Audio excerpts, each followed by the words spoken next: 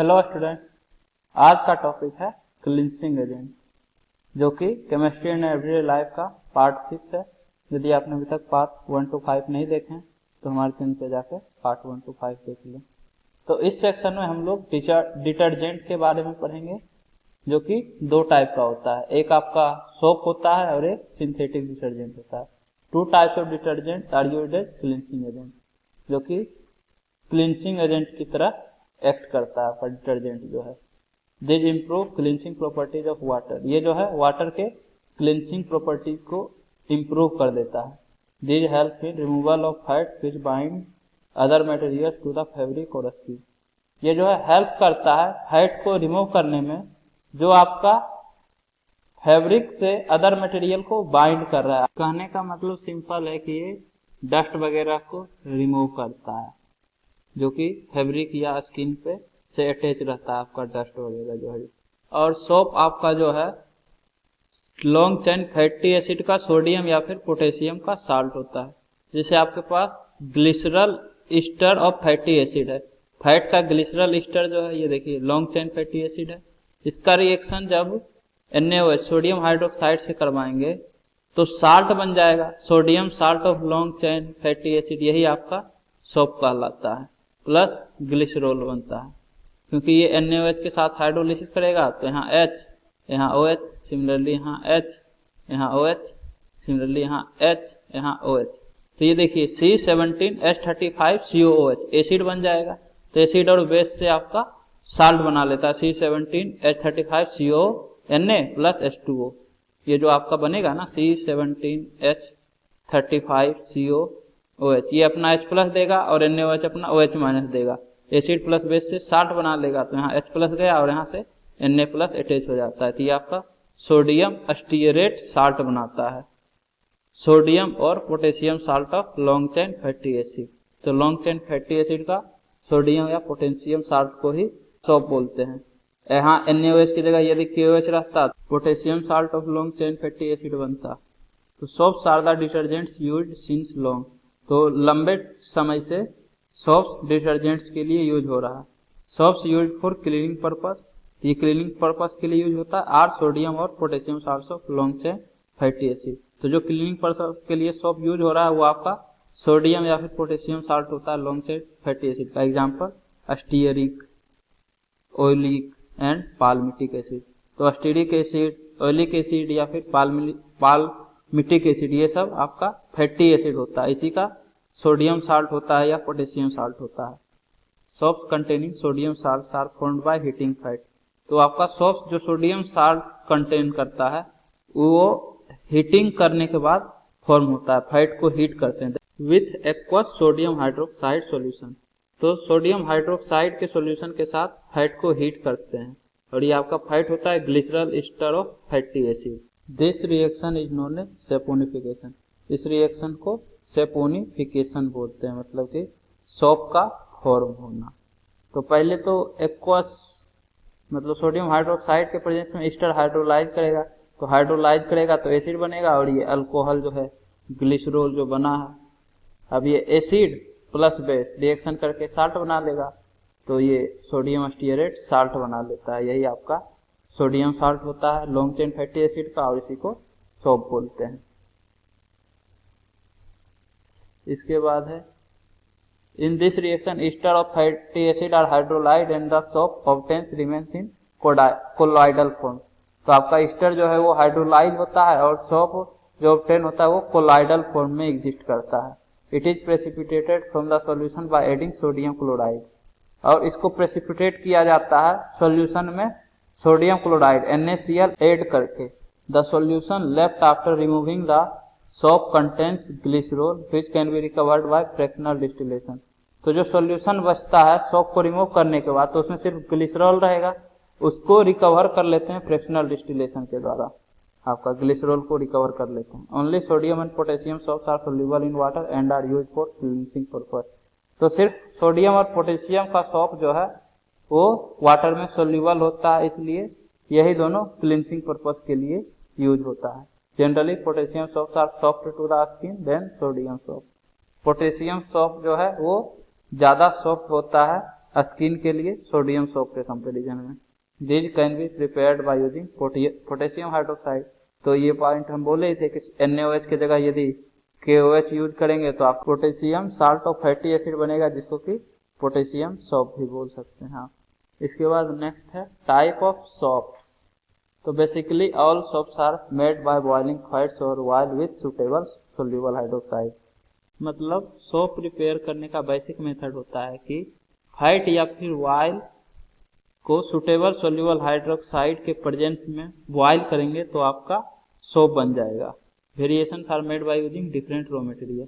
अब इसमें वेरिएशन कर सकते हैं डिफरेंट रॉ मटेरियल यूज करके। Toilet soaps are prepared by using better grades of fats and oil and care is taken to remove excess alkali. तो toilet soap जो आपका होता है ये बेटर ग्रेड्स ऑफ फैट और ऑयल का use करेंगे तो आपका टॉयलेट सोप बन जाएगा, और इसमें केयर करने का जरूरत है ताकि एक्सेस में जो बेस है वो रिमूव किया जा सके इससे। Colour and perfumes are added to make this more attractive. और इस सोप में कलर या फिर परफ्यूम ऐड किया जाता है ताकि ये और ज्यादा अट्रैक्टिव रहे। Similarly soaps that float in water are made by beating tiny air bubbles before they are hardening. तो जो सोप वाटर में फ्लोट करता है वैसे सोप में टाइनी एयर बबल्स व्हिप्ड करते हैं, मतलब कि beating tiny air bubbles before they are hardening. तो सोप के हार्ड होने से पहले उसमें टाइनी एयर बबल्स व्हिप्ड कर देते हैं, जिससे कि उसका डेंसिटी कम हो जाता है। तो डेंसिटी कम क्यों होता है? क्योंकि सोप के अंदर एयर बबल भरा हुआ रहता है तो डेंसिटी कम हो जाता है, जिसके कारण कि वो वाटर में फ्लोट करता है। Transparent soaps are made by dissolving the soaps in ethanol and then evaporating the excess solvent. तो ट्रांसपेरेंट सोप कैसे बनता है? तो उसको डिजोल्व कर देते हैं सोप को इथानॉल में। अल्कोहल आपका होता है इथानॉल, इसमें डिजोल्व कर देते हैं और उसके बाद एवापोरेट कर देते हैं एक्सेस सॉल्वेंट को, जिससे कि आपका ट्रांसपेरेंट सोप प्रोड्यूस हो जाता है। In medicated soap substances of medicinal value are added. मतलब मेडिकेटेड सोप में मेडिसिनल वैल्यू का सब्सटेंस ऐड कर देते हैं। जैसे in some soaps deodorants are added, जैसे कि कुछ सोप्स में डिओड्रेंट्स ऐड कर देते हैं। Shaving soaps contain glycerol to prevent rapid drying. Shaving soap जो होता है उसमें ग्लिसरॉल रहता है ताकि जल्दी से ड्राई ना हो सके। एक gum called rosin is added while making them. तो शेविंग सोप्स को बनाने के टाइम गम ऐड करते हैं जिसका कि नाम रोजिन होता है। It form sodium rosinate which lathers well. तो ये जो है सोडियम रोजिनेट बना लेता है जो कि अच्छे से लेदर्स करता है, मतलब आपका फोम जो है वो अच्छे से बनता है। इसके बाद है laundry soap contain fillers like sodium rosinate, sodium silicate, borax and sodium carbonate. तो लॉन्ड्री सोप में आपका ये सब फिल किया जाता है, sodium rosinate, sodium silicate, borax या फिर सोडियम कार्बोनेट। ये सब आपका फिलर होता है। फिलर मतलब कि जिसको सोप में फिल करने, तो ये फिलर कहलाता है। Soap chips are made by running a thin sheet of melted soap onto a cool cylinder and scraping of the soaps in small broken pieces।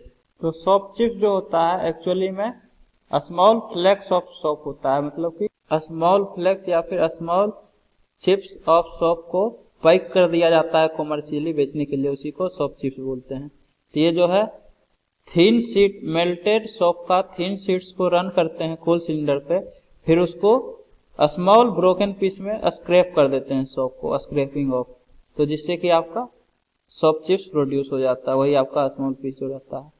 Soap granules are dried miniature soap bubbles. तो soap granules जो होता है वो आपका dried miniature मतलब small particle जो है वो आपका मिनिएचर कहलाता है। मतलब ड्राइड सोप बबल्स का स्मॉल पार्टिकल आपका सोप ग्रेन्यूल्स कहलाएगा। Soap powders and scouring soaps contain some soap scouring agents such as powdered pumice और finely divide sand and builders like sodium carbonate and trisodium phosphate. तो soap का powder या फिर scoring soap में कुछ soap रहता है और इसमें स्कोरिंग एजेंट एब्रेसिव रहता है जो कि एब्रेशन के लिए यूज आता है। अब एब्रेशन में आपका फाइनली डिवाइडेड सैंड हो सकता है या फिर builders like sodium carbonate and trisodium phosphate रह सकता है आपका स्कोरिंग एजेंट के लिए, सच एज पाउडर्ड फ्यूमाइस या फाइनली डिवाइड सैंड या ये सब builders make the soft act more rapidly. तो बिल्डर्स जो है वो सोप को मोर रेपिडली एक्शन लेने के लिए यूज में आता है। The cleansing action of soap has been discussed in unit 5। तो यूनिट 5 में क्लिनसिंग एक्शन सोप का डिस्कस किया गया है। इसके बाद है why do soaps not work in hard water. तो हार्ड वाटर में सोप क्यों काम नहीं करता है? Hard water contain calcium and magnesium ion. तो हार्ड वाटर में आपका कैल्शियम और मैग्नीशियम आयन होता है। This ion form insoluble calcium and magnesium soaps respectively. तो ये आयन जो है कैल्शियम और मैग्नीशियम का सोप बना लेता है जो कि इनसोल्यूबल होता है। व्हेन सोडियम और potassium soaps are dissolve in water. तो जब सोडियम सोप आपका है ये हार्ड वाटर में जाएगा तो हार्ड वाटर में आपका कैल्शियम और मैग्नीशियम का आयन रहता है। तो कैल्शियम आयन क्या करता है कि सोडियम सोप के साथ रिएक्शन करके इंसोल्यूबल कैल्शियम स्टारेट बना लेता है, मतलब इंसोल्यूबल सोप बना लेता है कैल्शियम सोप जो है। तो इंसोल्यूबल सोप होने के कारण ये प्रेसिपिटेट कर जाता है। तो प्रेसिपिटेट करने से हार्ड वाटर में झाग ही प्रोड्यूस नहीं हो पाता है, फोम प्रोड्यूस नहीं हो पाता है हार्ड वाटर में सोप से। नहीं तो बहुत सारा सोप आपका वेस्ट हो जाता है। पहले ये सोप जो है कैल्शियम आयन के साथ रिएक्शन करके इसको खत्म करता है, उसके बाद जो सोडियम सोप बचेगा, क्योंकि अब कैल्शियम और मैग्नीशियम आयन रिएक्शन करके इंसोल्यूबल सोप बना दिया, उसके बाद अब इसको सोप मिलाइएगा तब जाके झाग बनेगा। तो बहुत सारा सोप जो है वेस्ट हो जाता है हार्ड वाटर में, इसलिए हार्ड वाटर में सोप काम नहीं करता है। This insoluble soap separated as scum in water. ये इंसोल्यूबल सोप जो है वो सेपरेट हो जाता है अस्कम के फॉर्म में वाटर में and are useless as cleansing agent. और ये बहुत यूजलेस होता है क्लींसिंग पर्पज से। In fact these are hindrance to good washing. Actually में ये हिंड्रेंस होता है गुड वॉशिंग के लिए, मतलब ये गुड वॉशिंग होने ही नहीं देता। Because the precipitate adheres on to the fibres of the cloth as gummy mass. क्योंकि जो प्रेसिपिटेट है वो फाइबर्स के चारों तरफ गम्मी मास के रूप में इकट्ठा हो जाता है। Hair washed with hard water looks dull because of this sticky precipitate. तो यदि हेयर को हम लोग हार्ड वाटर से वॉश करेंगे तो वो डल दिखाई देता है, क्योंकि उसमें जो है प्रेसिपिटेट स्टिक कर जाता है हेयर में। तो स्टिकी प्रेसिपिटेट के कारण ये डल दिखाई देता है। जबकि सोप से वॉश करने के बाद शाइनी रहना चाहिए हेयर, लेकिन हार्ड वाटर के कारण डल दिखाई देता है। Dye does not absorb evenly on cloth washed with soap. Dye भी आपका एब्जॉर्ब नहीं होता है जब क्लॉथ को सोप से वॉश करते हैं using hard water because of this gummy mass. तो इस गम्मी मास के कारण डाई एब्जॉर्ब नहीं हो पाता है यदि क्लॉथ को हार्ड वाटर के प्रेजेंस में सोप से वॉश करेंगे तब। इसके बाद आपका आता है सिंथेटिक डिटर्जेंट्स। तो synthetic detergents are cleansing agent which have all the properties of soap. तो सिंथेटिक डिटर्जेंट भी क्लींसिंग एजेंट होता है और इसके पास सारा प्रॉपर्टी होता है जो सोप का होता है, लेकिन ये हार्ड वाटर में भी काम करता है। But which actually do not contain any soap. लेकिन एक्चुअली में ये एक कोई सोप कंटेन नहीं करता है। This can used both in soft and hard water. ये जो है सॉफ्ट और हार्ड वाटर दोनों में यूज किया जा सकता है। As they give form even in hard water, क्योंकि ये हार्ड वाटर में भी फॉर्म प्रोड्यूस कर देता है। Some of the detergent give form even in ice cold water. कुछ डिटर्जेंट जो है आइस कोल्ड वाटर में भी फॉर्म प्रोड्यूस कर देता है। इसके बाद synthetic detergents are mainly classified into 3 categories. तो सिंथेटिक डिटर्जेंट को फर्दर 3 कैटेगरीज में क्लासिफाई किया गया। Anionic detergent, cationic detergent, non ionic detergent. नाम से ही पता चल रहा है एनायनिक, केटायनिक और नॉन आयोनिक मतलब न्यूट्रल। तो anionic detergents are sodium salts of sulphonated long chain alcohols और हाइड्रोकार्बन। तो एनायनिक डिटर्जेंट जो है सोडियम साल्ट होता है, सल्फोनेटेड लॉन्ग चेन अल्कोहल या फिर हाइड्रोकार्बन का लॉन्ग चेन होता है। Alkyl hydrogen sulphate formed by treating long chain alcohols with concentrated sulphuric acid are neutralised with alkali to form anionic detergents. तो एनायनिक डिटर्जेंट बनता कैसे है? तो अल्काइलिक हाइड्रोजन सल्फेट फॉर्म करते हैं treating long chain alcohol with concentrated sulphuric acid. मतलब long chain alcohol का reaction concentrated sulphuric acid के साथ करवाते हैं, जिससे कि आपका अल्काइल हाइड्रोजन सल्फेट प्रोड्यूस होता है। फिर इस अल्काइल हाइड्रोजन सल्फेट का रिएक्शन अल्केली बेस के साथ करवाते हैं तब जाके आपका एनायनिक डिटर्जेंट फॉर्म होता है। हाँ, एनायनिक डिटर्जेंट फॉर्म होता है। तो आपके पास पहले अल्कोहल का लॉन्ग चेन है, अब इसका रिएक्शन कंसंट्रेटेड सल्फ्यूरिक एसिड से करवाए तो रिएक्शन के बाद अल्काइल हाइड्रोजन सल्फेट बनता है। आपके पास लॉरिल अल्कोहल है, मतलब अल्काइल जो है लॉरिल वाला पार्ट है, तो यहाँ पे भी लॉरिल हाइड्रोजन सल्फेट बन जाएगा। अब इसका रिएक्शन NaOH बेस के साथ करवाए तो ये देखिए SO3H एसिड, ये बेस, तो एसिड प्लस बेस से साल्ट बनेगा तो ये H प्लस जाएगा, ये OH माइनस जाके H2O बना लेगा और SO3Na साल्ट बना लेगा, तो ये आपका सोडियम लॉरिल सल्फेट बना लेता है। ये एनायनिक डिटर्जेंट है, क्योंकि ये देखिए ये वाला पार्ट डिटर्जेंट है, ये एनायनिक पार्ट है, इसलिए ये एनायनिक डिटर्जेंट कहलाएगा। सिमिलरली नेक्स्ट डोडेकाइल बेंजीन है आपके पास, तो ये लॉन्ग चेन हाइड्रोकार्बन का है। यहाँ पे देखिए लॉन्ग चेन अल्कोहल या हाइड्रोकार्बन होना चाहिए।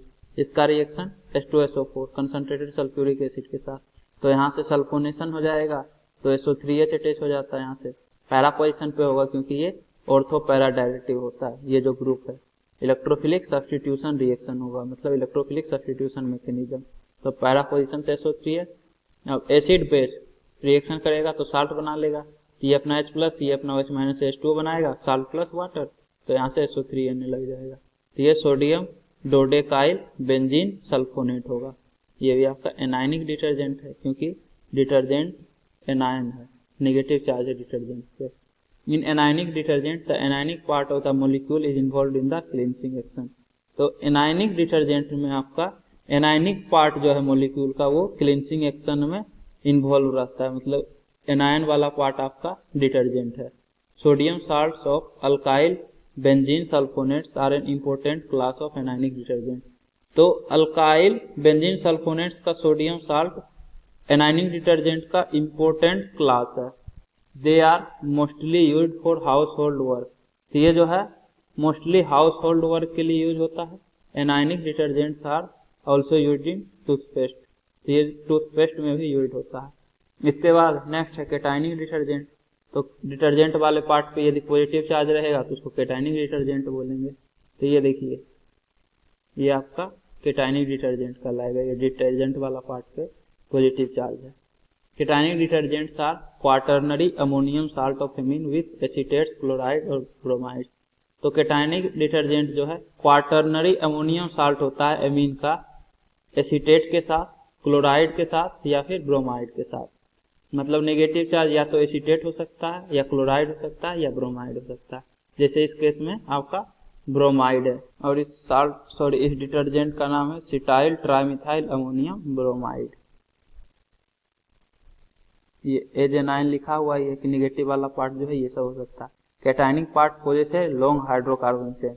कैटायनिक पार्ट में लॉन्ग हाइड्रोकार्बन चेन रहेगा and A positive charge on nitrogen atom, और नाइट्रोजन एटम पे पॉजिटिव चार्ज रहेगा क्योंकि क्वाटर्नरी है तो नाइट्रोजन 4 बॉन्ड बनाया हुआ है तो इसलिए इस पे पॉजिटिव चार्ज। ये अपना लोन पेयर से कोऑर्डिनेट बॉन्ड बनाता है, तो एक इलेक्ट्रॉन ये अपना डोनेट कर दिया इसलिए नाइट्रोजन पे पॉजिटिव चार्ज रखता है। Hence these are called cationic detergent, इसीलिए ये कैटायनिक डिटर्जेंट कहलाता है क्योंकि डिटर्जेंट वाले पार्ट पे पॉजिटिव चार्ज रहता है। Cetyl trimethyl ammonium bromide is a popular cationic detergent and is used in hair conditioner. तो सिटाइल ट्राइमिथाइल अमोनियम जो है पॉपुलर कैटायनिक डिटर्जेंट होता है और ये हेयर कंडीशनर के लिए यूज में आता है। कैटायनिक डिटर्जेंट्स है जर्मिसिडल प्रॉपर्टीज एंड आर एक्सपेंसिव, तो इसमें जर्मिसिडल प्रॉपर्टीज भी होता है और ये एक्सपेंसिव होता है, therefore these are of limited use, इसीलिए ये लिमिटेड यूज में होता है। ऐसे भी हेयर कंडीशनर नाम से ही पता चल रहा है कि हेयर कंडीशनर में यूज हो रहा है तो कॉस्टली तो होगा ही, तो इसलिए एक्सपेंसिव तो रहता ही है। इसके बाद नॉन आयोनिक डिटर्जेंट, मतलब डिटर्जेंट पे कोई भी चार्ज ना हो, ना तो पॉजिटिव चार्ज ना negative charge.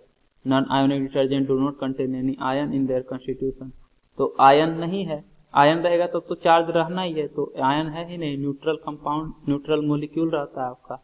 One such detergent is formed when stearic acid reacts with polyethylene glycol. तो नॉन आयोनिक डिटर्जेंट जो है आपका स्टीयरिक एसिड का रिएक्शन पॉलीइथिलीन ग्लाइकोल के साथ करवाने पे भी बनता है। देखिए ये आपका स्टीयरिक एसिड है CH3CH2 whole 16 COH plus polyethylene glycol, ये दोनों रिएक्शन करेगा तो -H2O होगा, तो ईस्टर बना लेगा। तो CH3 CH2 होल 16, फिर ये वाला पार्ट रिएक्शन किया, ईस्टर बनाया, COO, फिर CH2 CH2O whole N, CH2 CH2OH, तो होल N और CH2 CH2OH, ये आपका नॉन आयोनिक डिटर्जेंट कहलाएगा। Liquid dish washing detergent are non ionic type. तो लिक्विड डिश वॉशिंग डिटर्जेंट जो होता है वो आपका नॉन आयोनिक टाइप होता है। Mechanism of cleansing action of this type of detergent is the same as that of soap.